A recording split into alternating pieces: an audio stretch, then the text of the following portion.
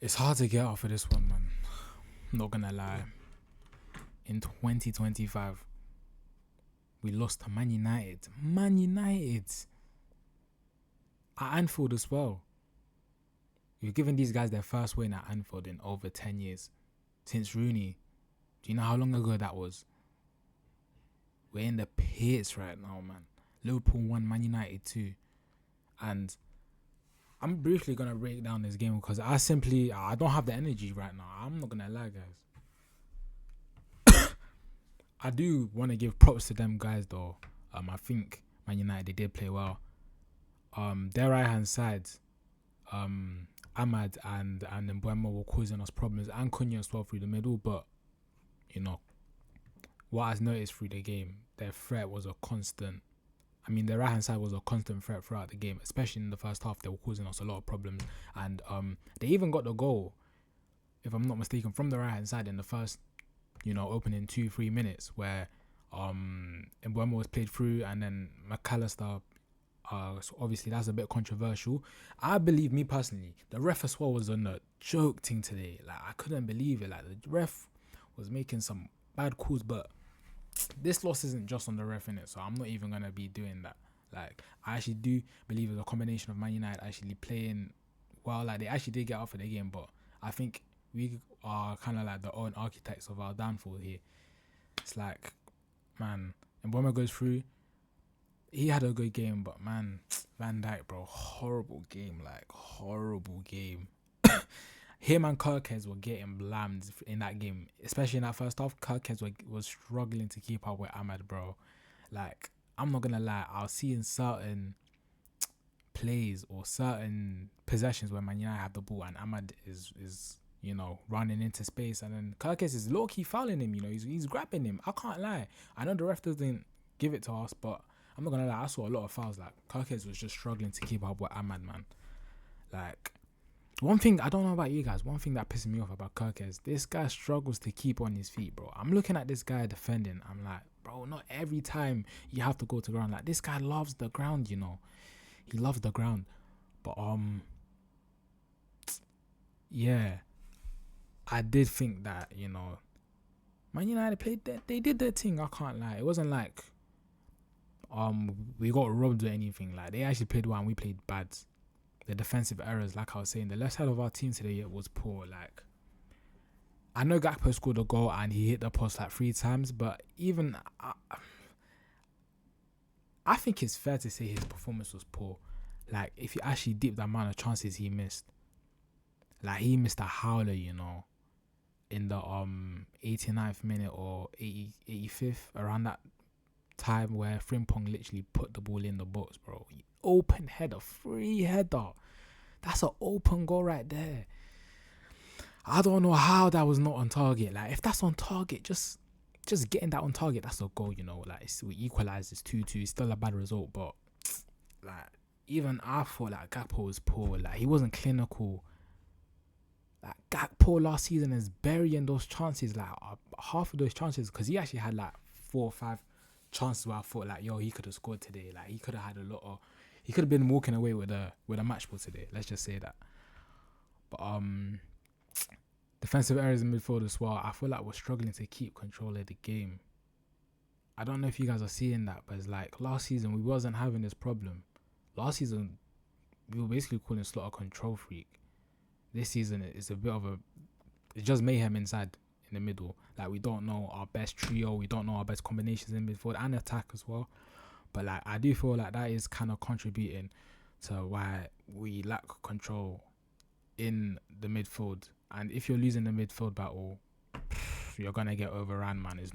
The game is not gonna be looking too good, because teams are just gonna be playing through you. You're gonna be losing them second balls and things like that. I think McAllister as well, he's suffering from something similar to Isak, where just a lot of injuries, and obviously they didn't have pre-seasons, so they're coming back, they're getting a bit of knocks, it's resetting their momentum. It's just so frustrating. Yeah, it's annoying, I'm not gonna lie. I think Szoboszlai is the only shining light in our midfield this season. I can't even lie.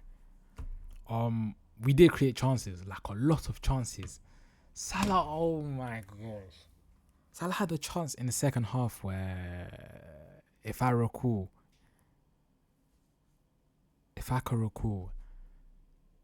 I think it was a cross from the left hand side, and then this guy tried to go near post. I'm like, oh, that's bad. Like, that is so bad. It was like a 5-on-3 or 5-on-2. No, 5-on-3 or 5-on-4. Like, that was a very good chance for us to score. Like, that was a bad miss.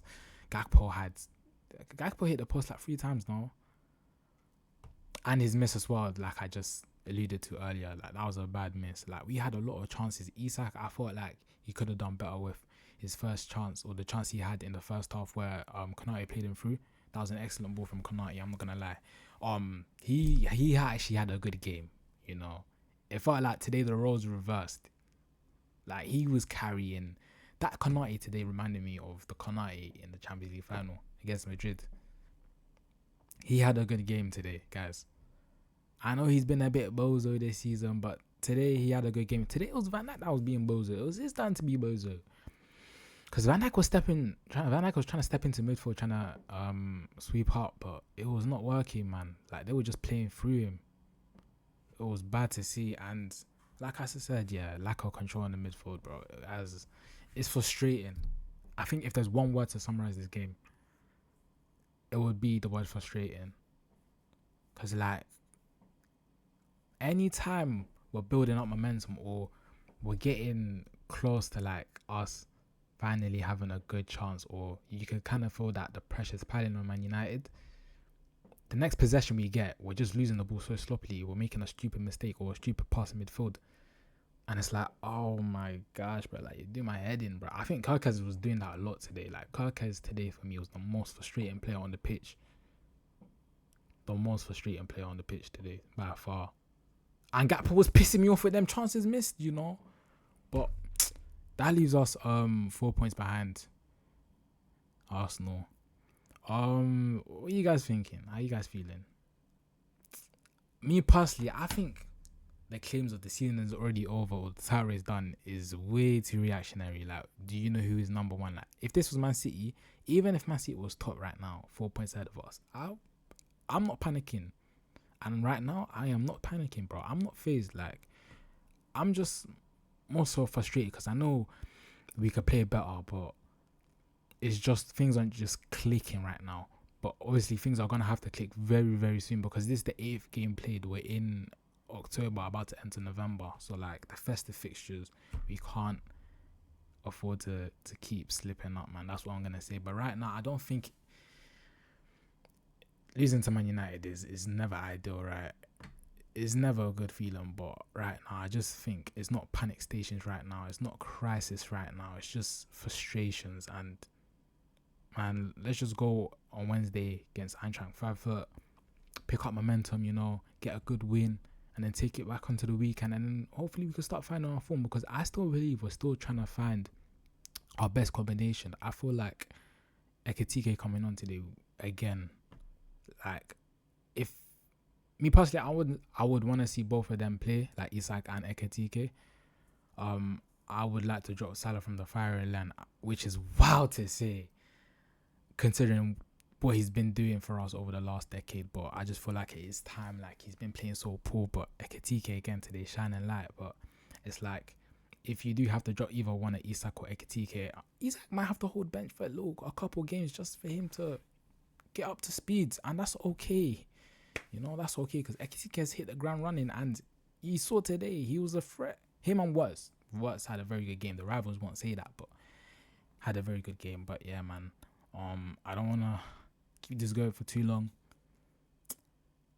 Frustrating, man. Like, it was a struggle for me to put on the camera and just start this one. I'm not gonna lie. Like, I know I'm smiling, but I'm frustrated. Like, I'm vexed right now. But yeah, man, you guys enjoy the rest of your week, rest of your day, whenever you're seeing this. Yeah, man.